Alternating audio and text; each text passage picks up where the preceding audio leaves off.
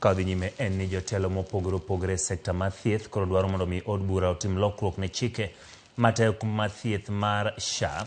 Jotelo gi mane twak romo mane olosi kod riwruok mar riwruoge mag thieth ma ok mag piny owacho ywak ni okumba ni ok ti kaka ne osingne jopiny ahinya to ne okumba masiro thieth mokwongo primary health care kaachiel gi thieth ne tuoche matama duto mowinjo sir kowuok kuom aguch piny owacho.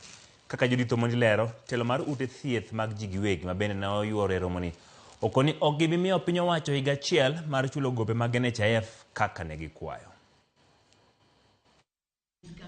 Kaka odiochieng' medo sudo, paro manyien bende medo wuok ewi kaka ibiro tiek midhiero ma okwako okumba manyien mar thieth mar SHA. E romo ma obagi e boma ma Nairobi kod riwruok makelo kanyakla riwruoge mag thieth ma ok mag piny owacho, paro wuok mondo mi od bura otim lokruok ne moko kuom pend chike ahinya to matayo thieth ma okwongo mano primary health care kaachiel gi matayo thieth ne tuoche matama emergency chronic and critical illness fund. What we've seen so far is that things are not working the way they were intended to work. And our members on the are on the ground in communities providing services and they can see what's happening. Citizens aren't able to get the services. So definitely it's clear that something is not working. We are requesting our parliament and our leaders to go back to the laws that they passed. So while we think that SHA and the Social Health Insurance Act is an improvement on what we used to have in NHIF, but it has some few things that are not working well. For example, the PCN, which supports the primary health care. Jakomari rok magute thieth ma itayo kod kanisni Moses Mokwa, kachiel gi nyawadgi marute thieth manie bwo rufa Dr. Brian Lishenga, koni okumbari yogi owinjo bed ni ibugwa guchgi kod piny owacho. Kata kamano piny owacho kosebedo katimo kamano gino ma omiyo ok giti. These funds, why is it that they don't have money? They are the only two funds that are funded by the state.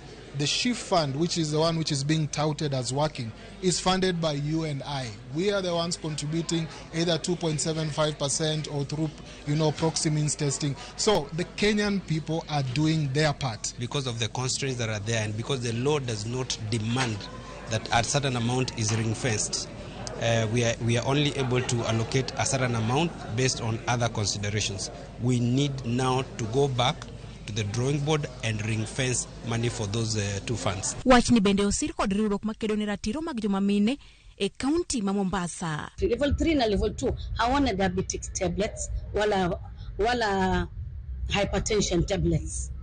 Kwa hivyo mimi inanilazimu nitafute mfadhili wa kununulia dawa. Koro ng'at moktini enodwa dhi golo pesa kanye monyiewo go yath. To matin moyudo cha osegolesha. Kanyo wadwaro ni mondo serikal ong'i malong'o mondo okony jowa kik we jowa tho. Riwruoge mag ute thieth mag ji giwegi okosebedo ka chiwo thieth ne jotuo matiyo kod okumba mar thieth mar SHA kuom ndalo 5 koro kaluwore gi gope mag NHIF maromo bilion 30 magikoni piny owacho pok ochulo. Piny owacho nyicha oyie chulo gope gi thuolo mar higa achiel gino bende ma ok girwako. Our suppliers are not giving us 1 year. Does anyone know of any nurse that can give you one year of service without payment? Nobody knows this. So we are saying that this is not about hospitals. We have been repeatedly clear on this. This is not about hospitals. It is about the entire ecosystem behind hospitals. Chendo mar okumba manyien mar SHA ne ni mondo mi joma ondiki ochula tamala 2.75 mar osara mag-gi ka ji ma ok ondiki to winjo chudi kaluwore gi nyalo mag-gi gino ma piny owacho puodho. Kata kamano nyaka sani ji milion 3 machudo e okumba ni gin mana ji ma ondiki. Judith Omondi, Ramogi TV.